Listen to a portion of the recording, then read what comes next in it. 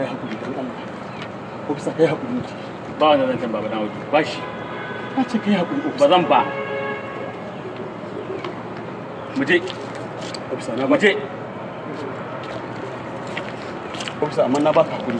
Ba zan yi ba kuma. Ofisa ni idan 2000 ka zan baka zan maida maka 2000 ka wallahi. Ba akan wannan magana bane bana ita mu da ofisa kin caci. To kai ban yabe ma ba. Ofisa ka hor magana nan ma. Ba zan batta ba. Ka inna lillahi wa inna ilaihi raji'un. Ofisa wai ni to ni ina za mu je? Office din in charge za mu je. Wurin in charge ne? Wurin in charge ne. Zo mu je.